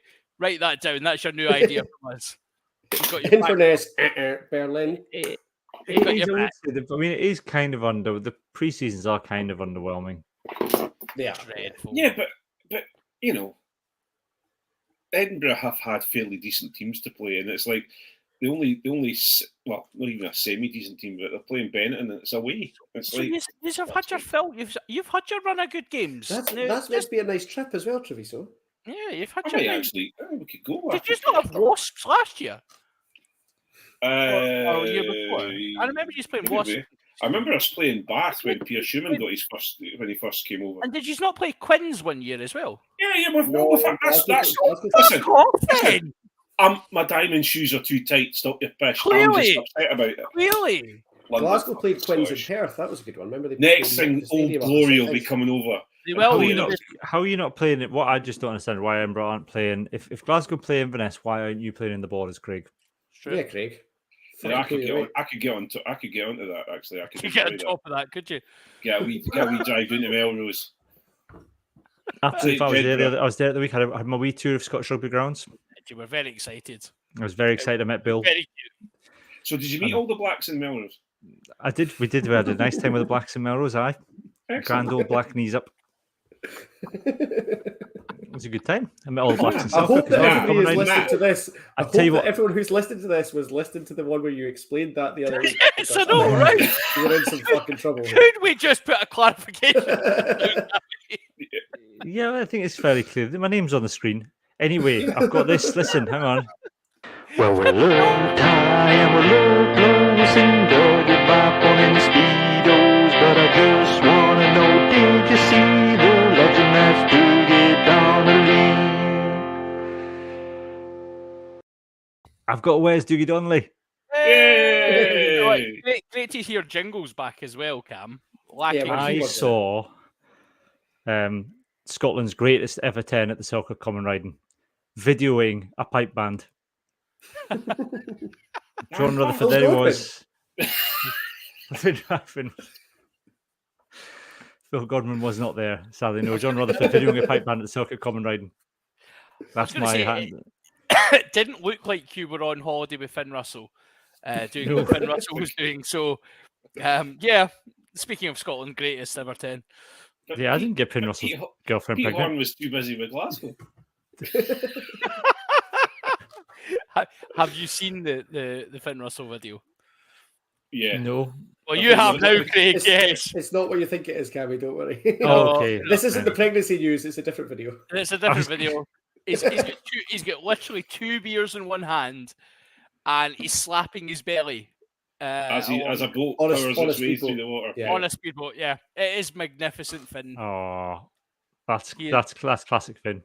He's totally taking the piss out of the body shamers. What I will and his say, belly doesn't move. what I will say from my tour of the Borders is that the pool, which is not a council-run pool in Jedburgh, it's a community pool, is called the Laidlaw Memorial Pool. It is, yeah. Right, and the fact, what I like to think is, I know there's lots of fate. There's Roy Laidlaw and there's Greg, but neither of them are dead. What I like to think is that they've just gone early and thought, look, there's two of them, right, and they've been great servants to Scottish rugby. Let's just call it the Laidlaw Memorial Pool now. Creek, do you want to Save come in and ourselves open this time. pool? It's like get it out the road. Get out the road. Look, because otherwise, when one of them do go, we're gonna have to rename it, and we'll have to spend loads of money on stationery, rebranding. So look, we'll And just how call it the often is Laidlaw it- Memorial How Pool often now. does someone get to open their own Memorial Sports Centre? So I fucking might couldn't as well figure just out. go The thing for is, it. like, there's nothing. I couldn't. I've looked on the website, and I looked when I was there trying to figure out, is it named after another Laidlaw? No sign, no explanation, or whatever whatsoever. So my only assumption is it's named after them both. Pre-mortem. It's a pre-mortem tribute. So lovely. I tell you what, cracking swimming pool, great fun session. What was The it? Excellent. floats out, the tyres out, brilliant time. Tires. Laidlaw Memorial They're Pool. throwing tires at you as you I had the tyres. setting them Throw away. one. Outsiders. Outsiders. This boy's from down south. He's from Berwick. Out you go, son. Quick. Make This is a local pool. reveal the wicker Cammy.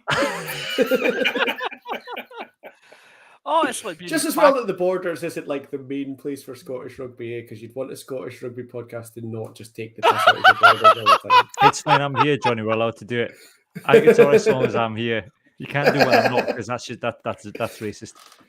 I was just going to say, like, mention of Wicker Man and stuff like that. It was like being back at the gazebo once again. Tell you what was horrifying though, right?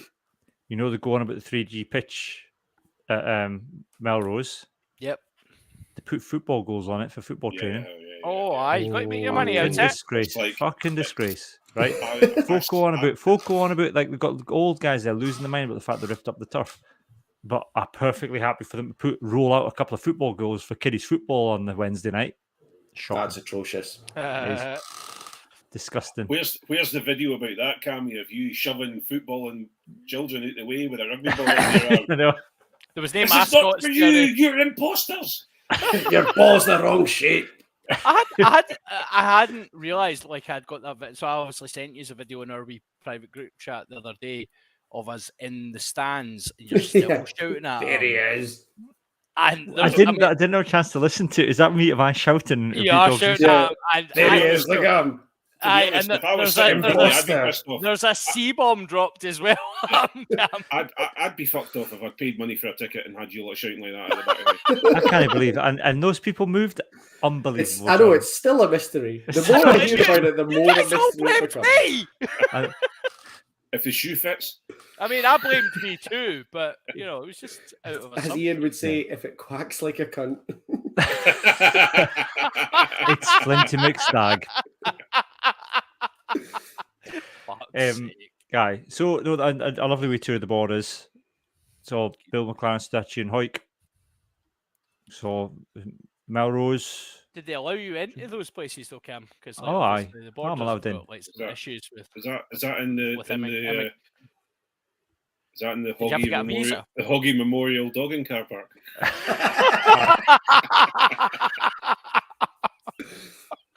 I tell you what, I didn't see was Memorial hairdressers. the entire Hey- time I was hey, in Wall. I was in Melrose for an entire week, right? And I was walking, you know, and I went for some evening strolls. And you didn't and I see was one out and about hairdresser. today, did not see one single member of the Southern Knights doing any form of training, which explains a lot, right? I know it's kind of the sprint's over, but you'd think they'd be ramping up for the main season. There wasn't one training session the entire week I was there in Melrose. And you spent all that time dressed as a as a, Southern girl. as a southern Southern Belle for nothing, Southern Belle. Craig, right? walking around Just with your stood fan, there, just stood there at waiting. the turnstile, fanning myself, waiting for one of the boys to walk past, you know? Just so you could get a video saying my. My. Hey lads, did Man. he go out there? There's some weirdo with a fucking dress. He's got a bonnet on, Aye. That's us clown a out. lace bonnet on and a dress. We're going to go and train at Berwick tonight, boys, because there's some absolute dauber outside the stadium, Ken. With a fan and a lace bonnet. Man, Do you know, speaking of the Super Six, a couple of people tagged me on Twitter today in a Stirling County thing saying, order your first set of Stirling County Wolves stash and get £5 off. And I was like, you fuckers clearly do not understand how get me free stash works because I'm not paying for it. That defeats the purpose. So they've rebranded. Stirling County have rebranded the Stirling To the County Wolves. Wolves. Stirling County Wolves. That is wank. No, I like It's it. I don't not. mind it. I like it. Yeah. I think These you've got guys are what we need suckers for the more of. market. We need more Yeah, stupid correct. names. They've got the Boroughmuir Bears. Yeah. Shite name. The Watsonian Wankers. Watsonis haven't got what's well, that's what they will be called if they don't get their act together. We get a proper stupid name. Southern Knights, there's a good stupid name. Ayrshire Yeah. Bulls. Yeah. Yeah, Good strong know. name. it's a bit of an S&M thing. Isn't So- it? I love the boy sitting there in the DHL Stormers t-shirt going, fucking stupid names. I can't believe you followed for that stupid name. Look at my new DHL Stormers shirt. They've got a new Twitter, the Stirling Wolves. I'll have to follow them. They're only following one account, which is BBC Sports Scotland. Oh, Follow okay. us back now. Scottish Not, Rugby. not even. Yeah, Yeah, not so they even, can keep yet. them updated on their own scores. They not haven't even the- counted it. They Not haven't even even. the real BBC Sport, but the Scotland one. I can't. They've got no details. They haven't even tweeted yet to say what the stash is like. The I'll have No, to- it's brand new. Watsonian, the Brand new. Watsonian Ocelots. What could the Watsonian walruses? I like the fact that what I like about it is that the Stirling County have got there early and stolen Wolves. Yeah. Yeah. Yeah. It's better than Watsonian Stirling wolves Snakes anyway. wouldn't work. The Watsonian Wildebeest. I see their, I mean, they've got their enough South crest's Africans quite in the shit minority. as well. It's not like there's anything good in their Well, crest. the rules will have come from their sponsor. Yeah, they're sponsored by Wolf Creek Distillery. That's shite as well. That's how we there tie we them go. in for a wee while. Are they going to Well- rebrand when they get the next one? It'll be Aye. the, It's like the There's- Principality. There's also a wolf on their fucking badge, by the way. Just the FYI. Stirling window fitters when they get CR. Oh! By the way, just as an aside, I went to Telecountry. You know how like. Do you know Yeah, from who's Stirling famous? Furniture. Yeah. Yeah, Aye, I went there. and I Dougie went Donnelly. to the outlet store and stuff like that. And Dougie Donnelly, and he wasn't there. I checked. Ah, But that's shocking. It is shocking, but I saw the big factory. It's bloody massive. It's a fucking Yeah, huge it's huge. factory. Yeah, I've never been there. I was very excited. It was a big day out for me. Well, The it Stirling makes, as far County, as the I can Stirling tell, County all the Wolf furniture in the stuff world. still. So- The Stirling County Wolf stuff still not great. It's shite, isn't it? Is it not? I haven't It's actually just looked at generic. It's generic Nike They- stuff Nike with the gear badge with on it. it. It could have Yeah, been yeah, the absolutely. Stirling County Sabertooths. Oh, Stirling County. Snakes in the grass. it. Right. Once again, the Stirling County badge has a fucking wolf on it. They're And called when the have we Stirling not County changed- Wolves for a reason. But When it have we doesn't not rhyme changed- like Boroughmuir Bears. Is there even wolves in Stirling? Like, what the fuck, man? Sort that. There what used to animals be- are Right, they? don't What maybe are get they? into the Stirling Warriors County red badge again. squirrels. Listen, there used to be wolves in Stirling, but there isn't any now. It could be the- I think you've done that joke before, but it's still funny. Thanks very much. 100%. Appreciate it. Thank It you. could be the Thanks, Stirling County shite castles. Because they've got terrible. Yeah, that would be brilliant. Yeah. Chips off the tongue. That's Right, there totally, you go. yeah. So do you know what Stirling has got? Beavers, Beavers. The Stirling County Beavers. right? According to 2021, the beaver population in Stirling is more than doubled. I like Really? that Nike stash, by the way. I don't see what the problem is. It's fine, but it's just generic Nike stash. That's all. Yeah. Right, once I'm again, gonna- I'm trying to get this for free, so Yes, and you're talking about you're talking about behind the paywall, Johnny. Yeah, we'll get that sorted. yeah, that's Yeah. all right because the Missed the person I'm wrong looking bit, for is a Patreon, so he can Oh. sort Ah, out. okay. I tell you what we should do. We're going to launch a channel. Like we should launch a bid to get let's see if we can get how much Super 6 free stash we can get. Yeah, Oh, definitely. that's a That's a brilliant great idea. call, actually. We'll Yeah. review Super 6 stash. We'll put a I shout think- out for that. That's a really I think good we should shout. do it. We should do it. Like we all went head to head for Dodmaster, who can raise the most money. We should have a competition who See can who get can the most free stash. Most free stash. Pick a team each. I want Right, a so Southern the- Knights. I want a Southern Knights bonnet. know. So I'll Fan. obviously go Ayrshire Bulls then, okay, since that's my local club. No, well, Cammy's going to have to be the Southern Knights because he's from down there. I'm an Edinburgh boy, Aye. so I'll get the really boring You shit. get What's pick the way up it a was? massive- You can get Butterbeer. No, get seven Butterbeer. clubs. Apart from a shite that was in the woods, because I'll give you time to get that. I Sure. get It's all right, I got it, genuine- don't worry. We got it. We were there. I gave you a pity laugh. That's all you're getting. Oh, Yeah. That's when I reply to some of your tweets that are just petty tweets. It's fine. Petty tweets are worst. Anyway, John, Right, so- have we done your hands in the ruck? Not yet, no, but I'm going Go to. on. I'm 100% Ayrshire Bulls now. By the way, let's go Ayrshire. Right, so I'm going to continue the age-old tradition of Slagging Scotland Scotland. fans. Excellent. Hey. Fucking hell, like it's a game against Chile, and you've got the age-old debates of what are we going to do with why are these players playing and why is this player playing and Matt Fagerson is too small. Fuck off. Just fuck off. Matt Fagerson is a highly talented international 8. See the people that say every time he gets picked, oh, he's never done anything in a Scotland shirt. No, he's played very well in a Scotland shirt at quite a few opportunities. Piss off. Like, you're talking about, yes, it's a development tour. I agree with that. Do you know what? He probably shouldn't be there, except he hasn't played any rugby for the last 6 months. So it's quite nice for him to get a wee game, because he probably will start against Argentina, because he's our number 1-8. Fuck off, people. Honestly, that just pissed me off. Like, it just takes 2 seconds to actually engage your brain and understand the makeup of the squad and actually not be blind to the idea that a player might actually be quite good instead of fucking just being like, oh, well, JB says he's too small. Everybody needs to read Sam's thread and shut the fuck up is like my number one takeaway. That is a good mantra to have now. And Because honestly, do you know since I what? read that thread, I'm like, that makes a lot of fucking sense. I'm not giving you it because of Javin Sebastian, but I will give you the thread is very good, but Javin can still fuck off. Yeah, hang on but, a like- minute. Both of you ball bags wanted him replaced with Dempo. We didn't want to replace with Temple. We Yeah, said you he did. would- Oh, let's get Dempo a I cat who think- wants to play for Scotland. I think he would be a very good addition. I think he's better than Matt Fagerson, but Matt Fagerson's better than Magnus Bradbury, so fucking wank. Oh, not this again. Yeah, I'm just going back to looking at the Sterling Will stash. Yeah. Fight out amongst yourselves. So let them. I know. No, But I'm No, surprised. we'll- I'm surprised. I'm surprised we've not had John lording over Craig that Blair Kinghorn's on the bench yet, Johnny. I know.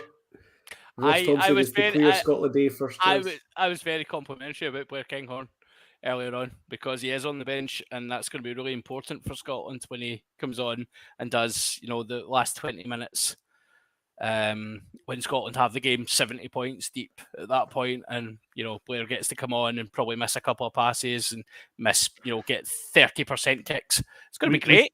What we've talked about before and what they need to sort out on this tour is what does Scotland do with Blair Kinghorn? Because Edinburgh have worked it out, but I don't think Scotland have yet. No.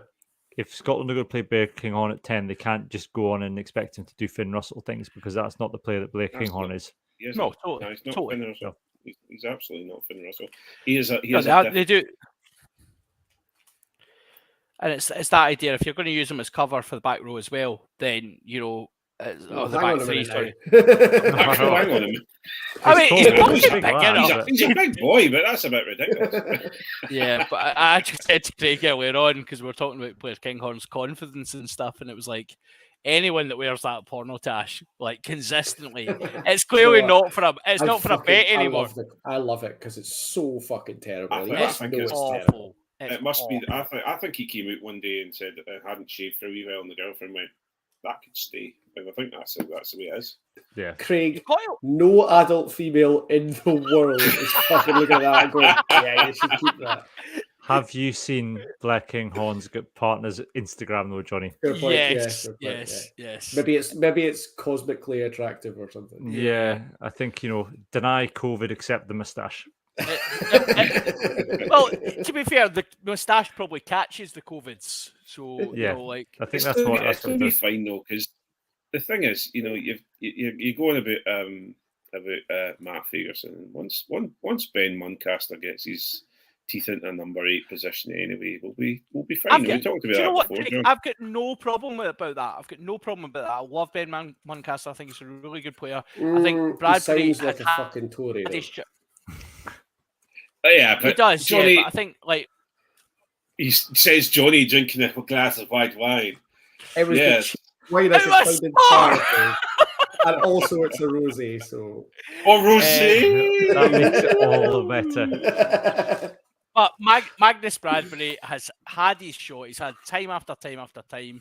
He is not going to be a Scotland international like at World Cup level. For me, he's not good enough. He's had a great season with Edinburgh, and he's still like getting picked for the bench for the A team. I think I think Matt Ferguson is an interesting one. He could kick on, but actually, I do take your point, Greg. I think there's better players than him available to us. Jack Dempsey, potentially Ben Muncaster. There's there is better players available. Sorry, I can't keep that on a straight face. Why would you get what picking a guy I who's feel like playing we for need- a team that are above us in the world rankings and are better than us, and he played at World Cup for them, and we've got the option of capping him? Why Why wouldn't the we do fuck that? do we want him? We've got I'm Because gonna- he's better than what we have. He's I'm going to better than produce what we have. a list of the Scottish Rugby podcast trigger words. I was just sitting here thinking, I love that, like, in the very sensible public podcast, we were all sitting there going, yeah, I mean, what I would really learn, and it's an A game, there's nothing at risk, it's not a sensible squad, we don't have to worry too much about it. If I can get behind here, and John's like, Magnus Bradbury on the bench, shite, King Kong on the bench, fuck you. You're a joke. Well, it's just because of Scotland fans. That is the only reason. They antagonise me. Yeah, They just do it to wind me up. Why did you ask such questions, Johnny?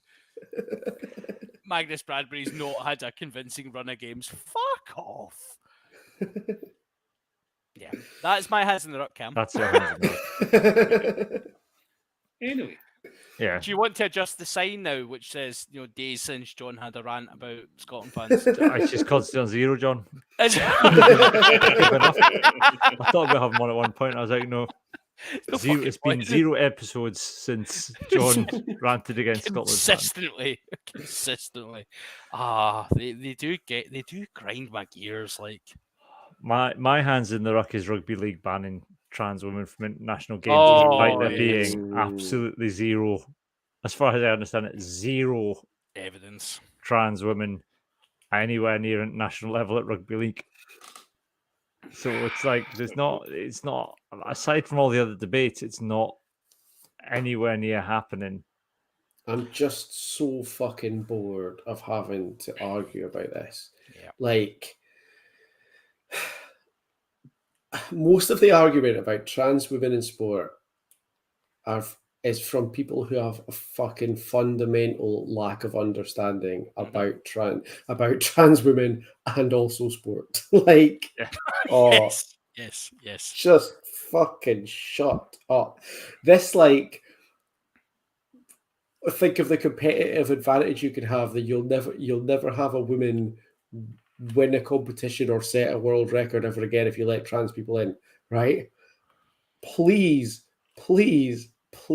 if that's the sort of shit that you say, look at the disruption you have to cause to your life to transition from one gender to another. Yep.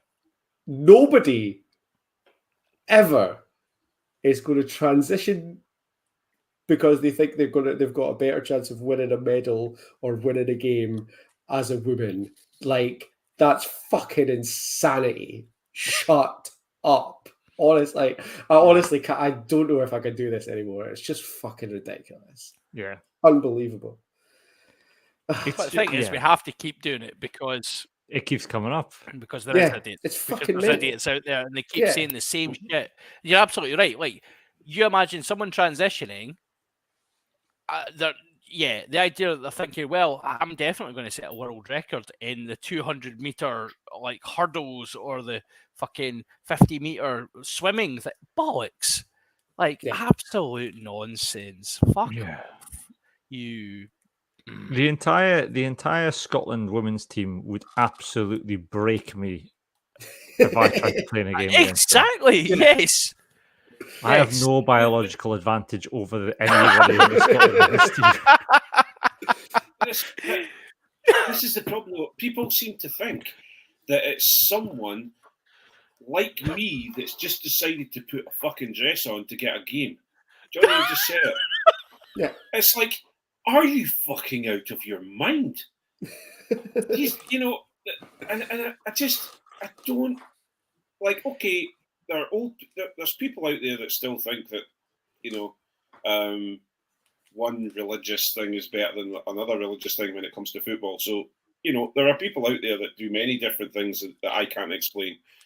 But what shocked me more was the fact that I was listening to the BBC, and yes, I do listen to the BBC. I know a lot of people think it's just propaganda for the Tories, but that's a different story. Unless you ask the Tories, then it's propaganda against the Tories. For the left, yeah, absolutely. But what shocked me was it seems to have had this is one of the announcements that's come along from a set of different sports who have all started to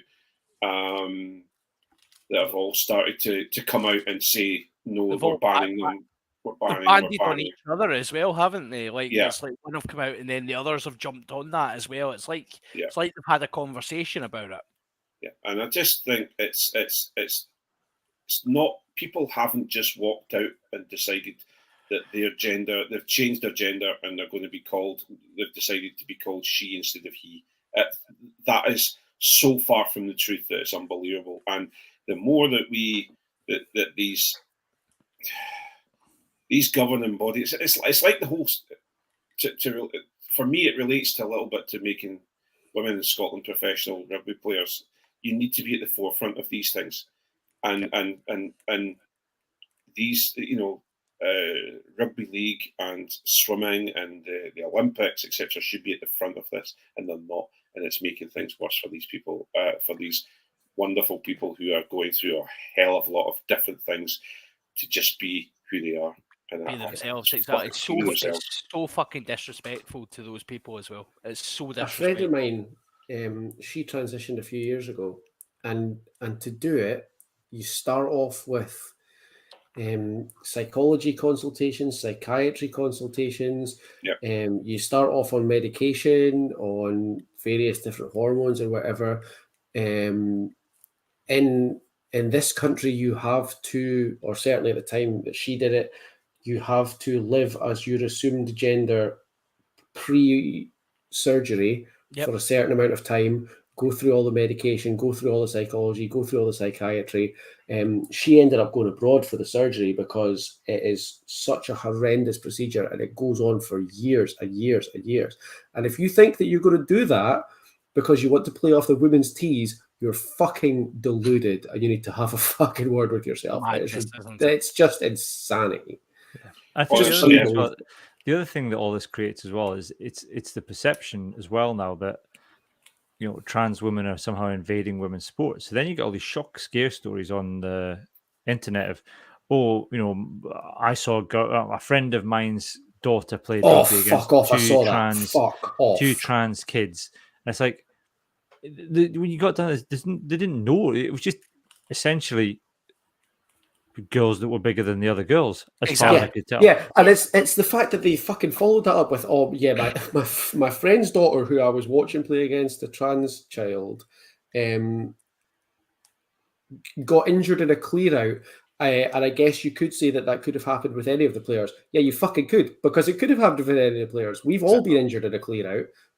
Not by a trans athlete. That's what fucking happens in rugby. Don't stand there and go, oh, it's because there's trans players that you got injured at that clear out. Fuck off. No, it's because you played rugby, you fucking muppet. This has been so prevalent throughout sport for infinite amount of years. You know, you look at the Caster Semenya, look at the, you know, drug, literally sex testing.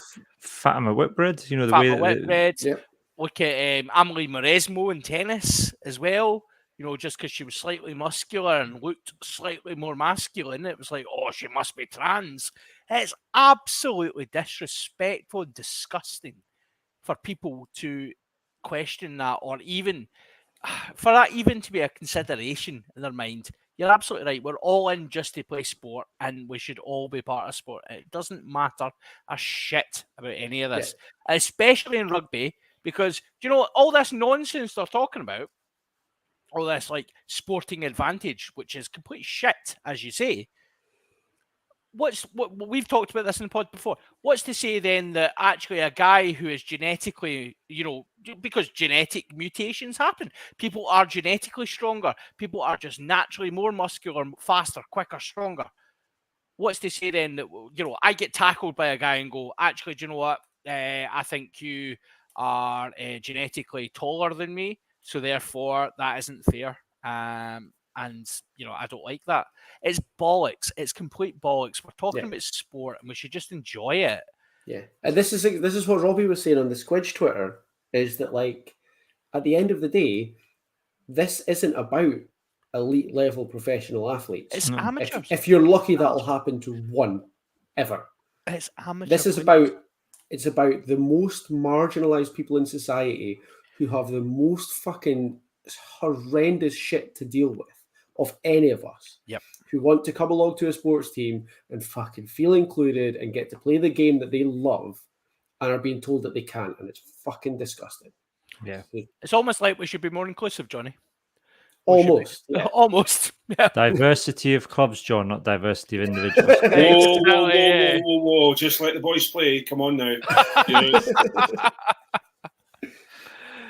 Fucking nonsense, isn't it? Yeah. I've said this before, and I'll say it again. I know too many people that don't go into a rugby club because they don't feel safe or welcome. And we're lucky that our hometown club is becoming more diversified, more equal, and it's becoming more of a place that people can call home no matter who you are.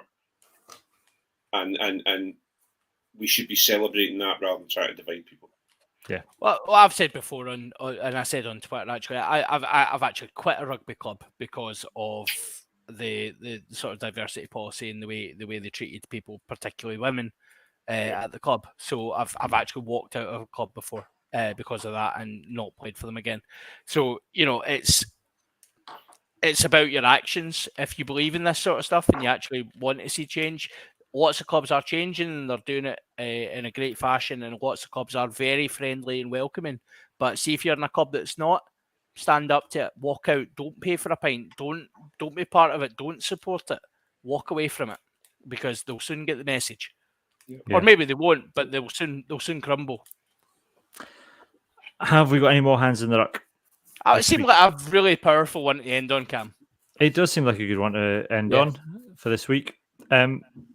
We'll be back next week. We've got the Chile game to talk about. We've got Argentina games to preview. Other bits and bobs, no doubt, to catch up on. John looks like he's taking a nap. I think his camera just froze. Oh, I'm here. He said, no, you're here, but your camera froze with your eyes closed, and it looked like you just gone for a nice no. You just slipped away peacefully from us. The John Anderson Memorial Podcast. He achieved everything he needed to achieve. He tried to transfer Cody. Put the dagger into Blair Kinghorn, and he's done. And here's me never happier. And here's me hanging around to see if we hear more about Chris Patterson's special room, and it's not happened. Chris Patterson. Yeah, what about the Chris Patterson? What was the? Come on, guys, reveal. The Chris Patterson playroom. Yeah, I was just going to say Chris Patterson's play. Well, I think we were going to make a joke about sex dungeon, John. Clearly. Yeah, that's exactly the joke. That's exactly the joke I was leading to. So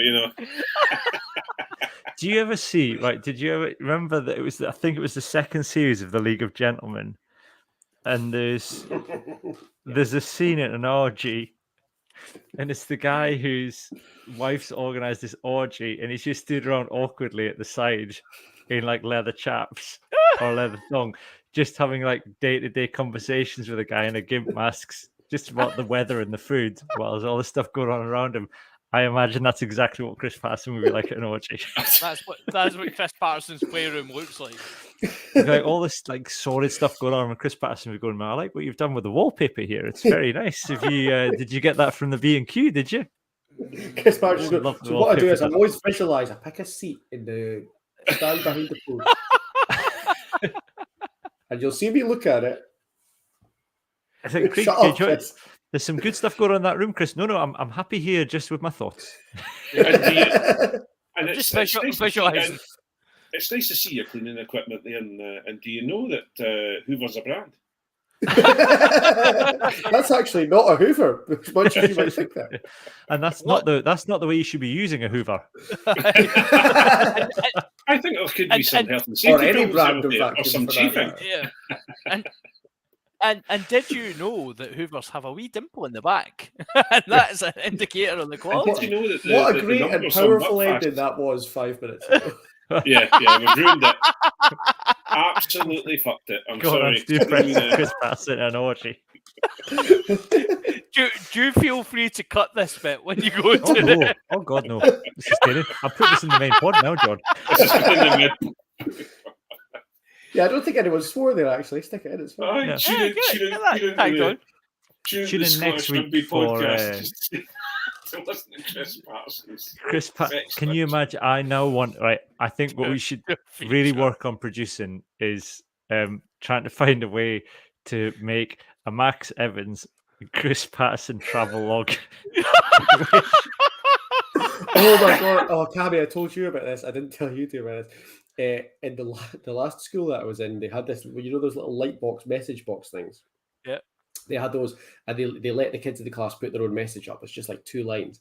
And I had my very final assessment. Someone was coming in from the uni to assess me, and a couple of the kids from the class had been in at break, and they'd like been changing the light box. And I turned around in the middle of my lesson, fucking assessor sitting there, kids in front of me. I turned around and they changed the light box, and it said "Bing Bong." All I could think about was the fucking Max Evans tits cocaine video, and I very nearly lost it.